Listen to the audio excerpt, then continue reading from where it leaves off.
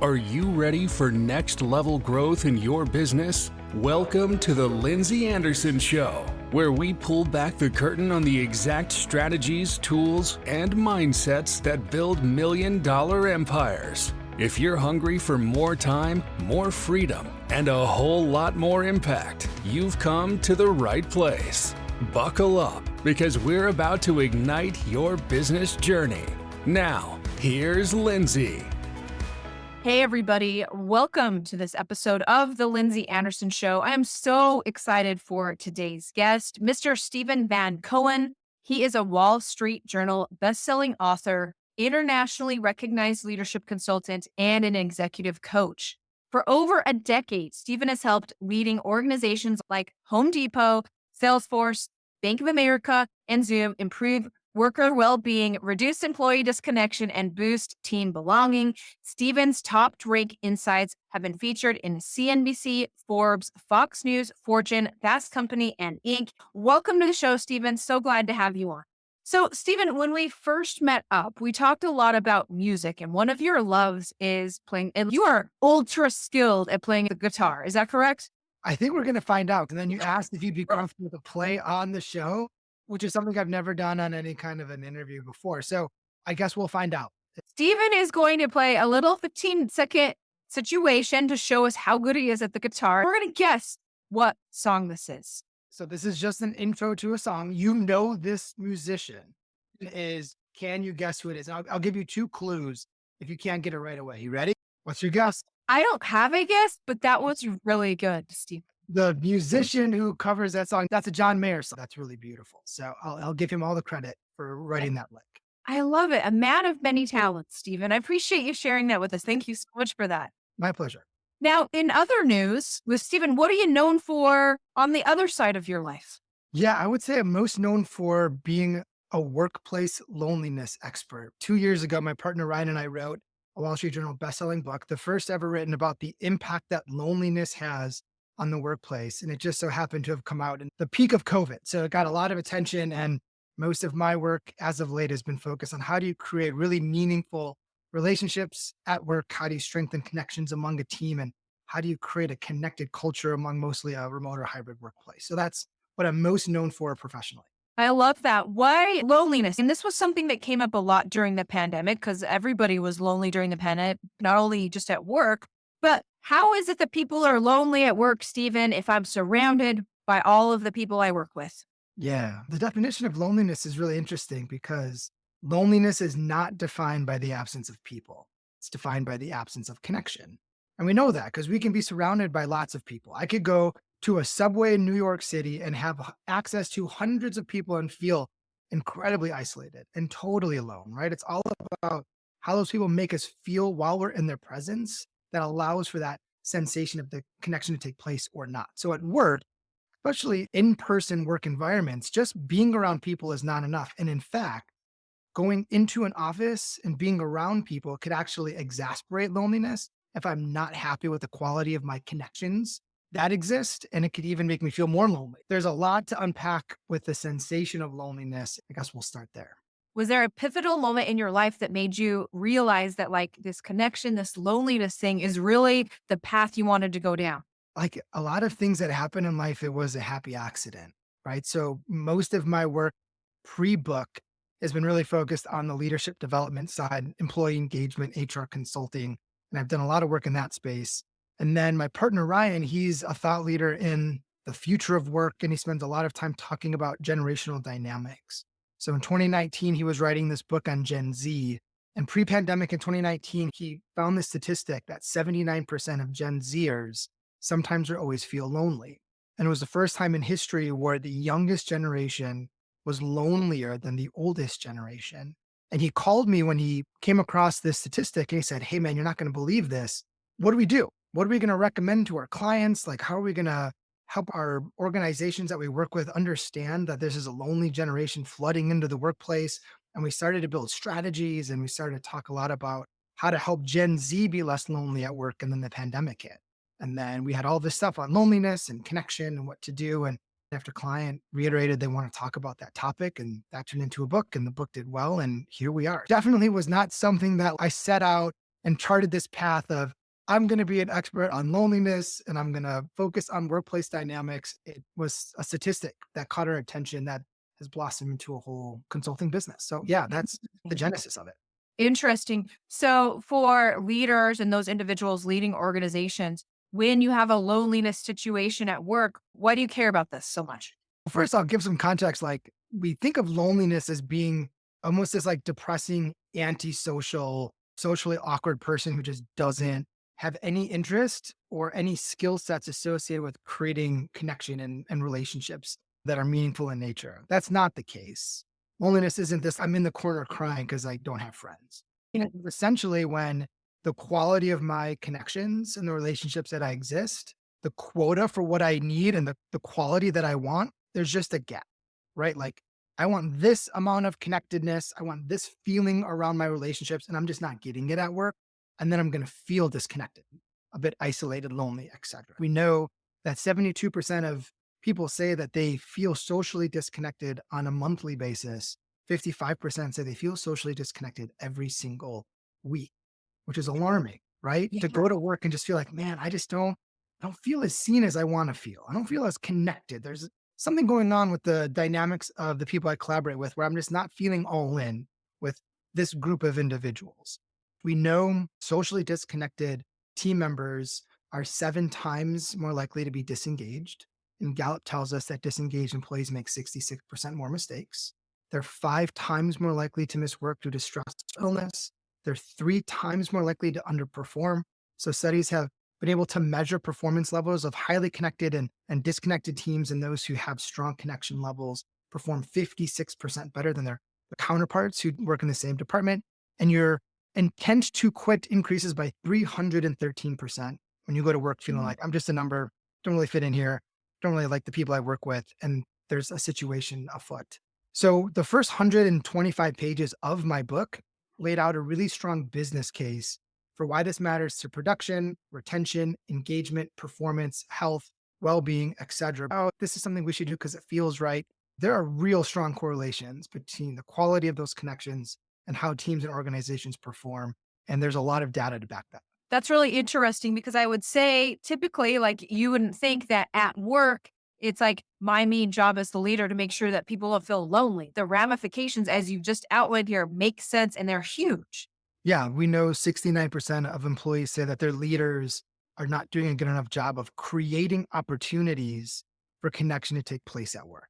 Is it a leader's job to set norms and create opportunities where people can connect and have the right kinds of exposures to one another, where we build trust and understanding and comfort and psychological safety and camaraderie and all of that stuff? Of course. Extent of which they actually need to invest in doing that is where there's a massive chasm, because we do not equate that part of the role of leadership to be that important, while in fact it is essential for any great team to be successful.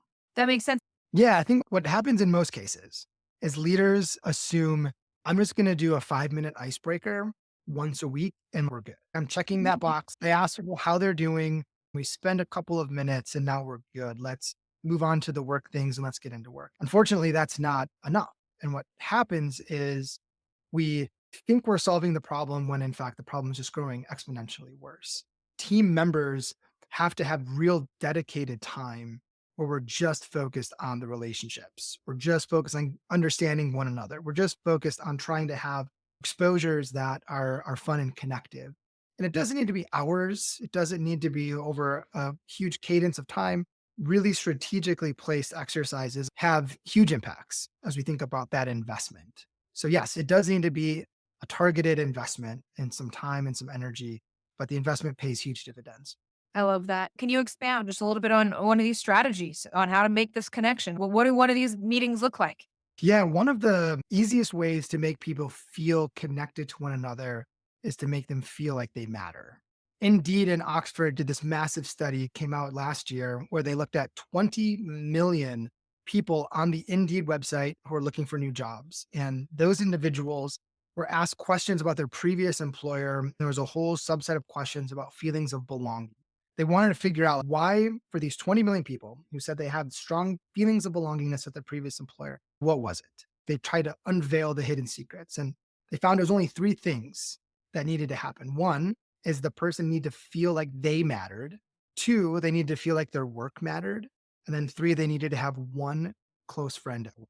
So if we take some of that knowledge and research that was uncovered by Oxford and Indeed, we know there's a huge pulling of togetherness when I can make you feel good, when I can spotlight your significance, when I can make you feel valuable and identified and fully seen. So one of the exercises that many of my clients do, and they do it either on a weekly, a monthly, or a quarterly basis, just depending on what the team needs, is they do a weekly crush. And a crush is essentially just this exercise where all of the team members get together and for 5 to 10 minutes, they just have an open floor where they crush one another. And they'll say, I want to crush Lindsay because last week she was so helpful in helping me with XYZ project. Or I want to crush Mark because Mark went above and beyond with this client and I'm so impressed with what he was able to do. And just giving like a dedicated time just to crush, it's not an icebreaker. People tend to open up and they recognize each other and they can make each other feel seen. And it's a very low bar of entry to do something like that. And the impact has been really powerful because now we're appreciating each other. We're showing each other that we're paying attention to the work we're doing. We're recognizing one another and we're highlighting the skills that we each have. And when you can do that regularly, that just puts a little bit of gasoline on those connection sparks that tend to be present within a team. So that's one example of something a leader can do to make an impact from a connection standpoint. I love that. It doesn't even take that long. Everybody's a winner on that. Thank you for sharing that. What Yeah. obstacles? So, as you go into these companies and you're trying to help them with this, what are some of the common obstacles that you've been met with and how do you overcome those? The biggest obstacle is there's this preconceived notion that for us to feel connected, we have to do something big. Like we have to do a big charity event or we have to have an all hands offsite. They think the mountain that needs to be climbed is massive. And I spent a lot of time refocusing. One of the other components to creating highly connected teams is making sure that team members feel a sense of clarity. If I'm alone in the woods by myself and I don't know where to go, I don't know who to turn to, I'm not sure if I'm moving in the right direction, all of that wandering is super lonesome. And I'll begin to feel more and more distant from the people that are around me. So, one of the strategies that we know works really well is when leaders can make time to just have 10-minute informal one on one check ins with their direct reports. Once a week for 10 minutes, we just say, like, how are you? What are you doing? What's working? What's not? How can I help? And just that casual, informal check in to make sure they're on the right track, they're getting the feedback, they're feeling seen, they're getting that dedicated one on one time with a leader. Man, that's had huge impact. Marcus Buckingham did this big study when he was at Gallup, and he found that the teams who do these 10-minute informal one-on-one check-ins with their leaders, they saw a 66% improvement in overall engagement and a 77% increase in retention. So there's something about, you don't need to go do a huge offsite. Can you dedicate just a little bit of time for those one-on-ones in order to make sure each person really knows where they're going and how they're doing? It's that kind of stuff that we need to rethink if we're going to solve this. I love that personal connection, this intentful conversation, 10 minutes with your direct reports to have these massive ripple effects. It seems absolutely worth it. Like people should absolutely be doing that. Can you expound a little bit? How can we make connection with office people and virtual people? Can you expound on that? Yeah, one of the biggest misconceptions around connectedness and I guess loneliness is people tend to think that communication is connection. Like communication is not connection. Like when we're communicating and sharing information back and forth, the frontal lobe is the part of the brain that is able to respond to all of that input. When we feel that like sense of connectedness to someone, that happens in the insular cortex in the back part of our brain. When we are working in a virtual environment, we tend to be very tactical. Like we're going from meeting to meeting. Everything is very like regimented on a work sort of cadence. And we're doing a lot of communicating. We tend to not do a lot of connecting, where I can deliver what are called pro-social behaviors, like these behaviors where I could make you feel empathized with. When I can ask you a question to show I'm really curious about your opinion. When I can validate something you said and make you feel like, man, I really understood where you're coming from. All of those kinds of behaviors are what allow us to go, I feel something from this person. To create that in a digital environment requires a ton of intentionality. So we have investment in a little bit of time, then we have intentionality where we have to make sure that we are actually creating the space where connection can occur. And that could come in the form of some of those exercises I mentioned earlier, making sure that when we are in a meeting and talking to each other, we're really listening. We're really showing the other person that we understand their perspective. We're providing empathy when empathy is available. And we're just really extra mindful of some of those pro social behaviors. Because when we're in a virtual environment and cameras are off and we can't see one another and we're just rushing through our stuff, people tend to go unnoticed and people tend to go feeling unseen. So a lot of it is really rooted in how intentional am I about paying really close monitoring to all of these little dynamics within the team while we're operating. And can I be a little bit more prescriptive on how to make sure that I'm doing some of those kinds of behaviors? I love that. Cameras on, definitely. So you can pick up on these things. Like that's going to create that sense of connection. Is that what you're saying as well? Yeah, it's also exhausting. Like I understand to go from Zoom to Zoom and be on camera all day staring at that little, like it's not easy. Should you be on camera for certain parts of your day so you can really be aware of some of those human components? Absolutely. Like it's pretty obvious. They know that the release of dopamine and serotonin, like when I have my brain release the connection cocktail, like the chemicals in my brain that make me feel closer to you, one of the elements that has to be met for that to be released is eye contact. Like it's really hard for me to feel something from you if I can't see you. There's a sweet spot somewhere in between there that teams have to be extra thoughtful of as they're thinking about how to set up some of that norm within how they operate virtually.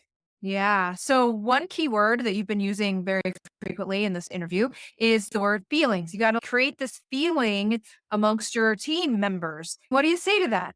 Yeah, I agree that there does have to be feeling. It doesn't need to be this super mushy love fest where we're just gonna sing kumbaya and talk about how amazing everything is. Sometimes you can make somebody feel really seen by giving them the feedback they need. Sometimes you could make people feel really seen like you're not pulling your weight. I know you can be better. What can I do to help you be better? Sometimes you can make someone feel seen by, you know what? It seems like maybe you're in the weeds a little bit. Like, talk to me. What's going on? Give me an update so I can really make sure I can give you the feedback you need. It doesn't need to be warm and fuzzy, but it does need to be feeling elicited. Like you need to create an emotional response to make that person know like you care. Like you have to care, basically. You have to care. If you do not care, They will know. they will know and people are going to not feel full. They're not going to be all in. Who wants to work for colleagues and a leader if they know that this is just merely transactional? This person doesn't really have my best interest in hearts. They don't care. There's Yeah, self-focus, not others focused. All of that is going to come through and it's going to have an impact for sure. for sure. Now, you're a super connector. What's the definition of that? What is that? A super connector is, and this is probably going to freak a lot of your audience members. In the last 2 weeks, I've been on 6 flights, right? So I've had a bunch of travel that I've had to do. And on all 6 of those flights, from when I sat down to when I got out of my chair, and the longest flight I had was almost 4 hours, I talked to the person I was next to the entire flight. And I got all 6 of those people's contact information and I followed up with all of them and they all responded. And now they're in my super connector portfolio. Last year, I was able to generate $300,000 of new business from people I met on airplanes. You should write another book called that. Art or talking to strangers on airplanes. But I do it because I know the science around connection and I know how important it is for us to feel connected, even if it's with someone we're maybe never going to see ever again. And I invest in it. So for me to call myself a super connector is really about my willingness to do that versus just sitting down and putting in my noise canceling headphones and having my phone open. So when people sit down next to me, like I've already shown them like I'm off limits. Talk to me. The wall's up. I don't do that. And I don't talk to everybody all the time. If you sit down and say hi to me, and if we start to feel like this is actually going to be an enjoyable conversation, we'll go there. If you have so many people, how do you nurture those relationships? Like, what's the secret to turn? I met a dude on an airplane to, yeah, I followed up with him to make sure I connected on LinkedIn or something to, hey, there's work. Yeah. I don't have a prescription to that. Okay. Sometimes you meet people and you're meeting them at the right time for the right reason. I'm like, sure. I'm a huge believer in serendipity. And I don't know why sometimes you sit down to someone and you just click. So I don't necessarily say, okay, I've met this person. They get a connection request within 1 day of me being home. I then follow up with 2 emails. I then give them a text. Like there's nothing like that in my repertoire. It's more so sometimes people just, it takes off. And sometimes like people want to meet. Like one of the guys I met with on the flight, he lives close to me and he was talking a lot about some of the issues he was having with his team. And I sent him an email and I said, "Hey, it's super good to meet you." And he said, "Hey, do you want to have coffee? I really like that conversation. I've been thinking about it and I want to talk a little bit more." So we're going to go meet and have coffee. And for that connection at that moment in time, it might blossom into something else. But for most of them, it's not like a nurturing, tend to nurture the relationships in my life that matter. And I do a really good job of being extra aware of who I haven't talked to in a while and sometimes just calling them out of the blue, which I know is terrorizing for a lot of people to So you are scary today. have the "Are you free?" text come in. It's like a crazy person. But I do that often. And then my wife and I are both really good at prioritizing our social life. We're very active socially. And every single weekend, we're with friends doing something because Nice.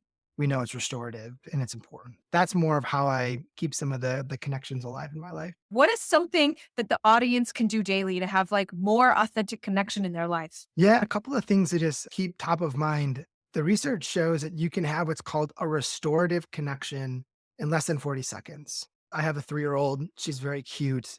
And when I am in line at the grocery store holding my baby and someone says, "Oh my God, your daughter is just so beautiful," that makes me feel really good. And it makes me feel really seen.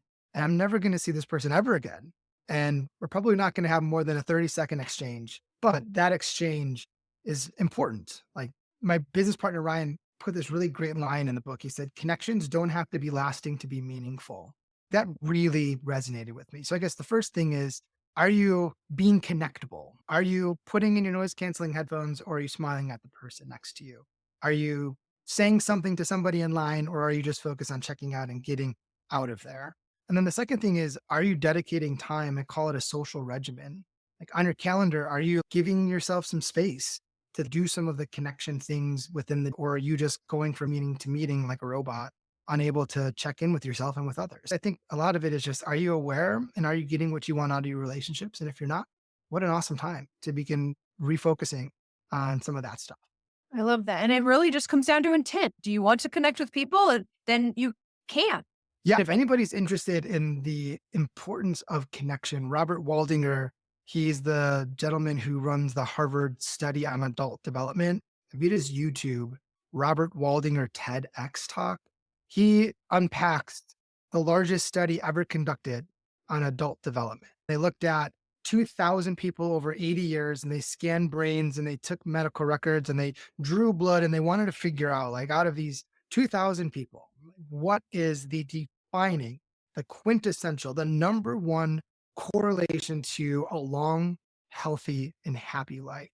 And it wasn't how much money you made, it wasn't what you did for work, it wasn't where you lived. The strongest correlation to health and longevity was the quality of the connections you have, hands down, bar none. And that has been replicated by a lot of other studies. So, yeah, we grossly underestimate how important it is. And I hope people tend to rethink just how badly they need some of that from others. What do you see for the future of connection and the science of connection there, Steven? I'm fearful, and I guess hopeful all at the same time. I'm fearful because even pre-pandemic, loneliness was just, it's been skyrocketing. For 15 years, it's just been on an upward trajectory. And the fact that we have so many young professionals and so many young adults really struggling with loneliness, Yeah. it makes me really nervous. I did an event with 2,500 college seniors, and these were seniors from leading universities from around the country. We were talking about the importance of connection and building connection and lessening loneliness. I used the polling software and I asked these seniors, how often do you think your friends feel a sense of loneliness? And it was either hourly, daily, weekly, monthly, rarely, never. And almost 2,000 of those people participated in this poll, and 94% of them said hourly or daily. And it's just that worries me. I have 2 Yeah. small kids. Like, it really worries me that the way in which we're now operating as human beings is just really creating epidemic levels of loneliness. So that's the worry part. The hopeful part is this is the first time really ever that a huge, massive spotlight has been shown on this problem. Vivek Murthy came out and declared an epidemic as it relates to loneliness. There's tons of articles now coming out about it, and people are starting to talk a lot more in the context of work and why this matters. And I'm hopeful that with more, we can hopefully start to see some progress and some movement. So that gives me hope. But where we go from here, I wish I was a fortune teller, but I don't really know. You're so accomplished. You've done so many things. What is one thing you wish you would have known before you got started? I wish I would have known that things would work out the way they did. When I graduated from college, I was super not where I wanted to be. And I got these really crappy sales jobs. And I was just really struggling and having a hard time. And I decided I had to go to grad school because I wasn't going where I wanted to go. And I very randomly got a job working for the world's largest gold mining company. And like, I'm a dude from Chicago. I know nothing about mines. Don't let this beard fool you. Like, I'm not a miner. But I got this job and it took me to the middle of nowhere, Nevada. For 3 years, I lived in this really tiny town. And it was awful. And I hated it. And I was super lonely. And I'm like, what am I doing? That opportunity allowed me to get into consulting. And that opportunity allowed me to find a bunch of clients because of the exposure I got. And that opportunity led me to Ryan, my partner, which led me to the book, which led me to this amazing thing that I get to do now, which is what I would have never have thought that I would have ever done ever. So I wish I would have known earlier that things would work out because there was a good period of time where I was really having a hard time and it's all come to fruition. So I guess that would be part of it. I love that. Thank you, Steven. What a true pleasure, from the guitar solo to the connecting to everything that you shared today. Let us know how to find you and anything else you want the audience to know. You can find me by going to LinkedIn. My name is Steven Van Cohen. I'm the only Steven Van Cohen on the planet because my wife and I combined our last names to create a new surname. Or you can go to synclx.com to learn about the work we do and to see some of my thought leadership. And then the final thought to leave your audience with is to remember that we are nothing without our connections. So do your best to be as connectable as you can. I love that. Thank you, Steven, for being on the show. My pleasure. There you have it, folks. A really amazing episode here of The Lindsay Anderson Show. A big thank you to Steven Van Cohen for being on the show. Now, if you're looking to drive more high-ticket sales with social media, make sure you're signed up for my upcoming workshop by going to lindsayaA.com/workshop. We will show you how to generate those high-ticket sales with social media. Thank you so much for tuning into the podcast, and cheers to you and your success. That's a wrap for today's episode of The Lindsay Anderson Show. If you loved this episode, don't forget to subscribe, leave a review, and share how you're leveling up your business. Want more? Connect with Lindsay Anderson and get the tools you need to crush your goals at lindsayaA.com. Until next time, keep pushing, keep growing, and turn those business dreams into reality.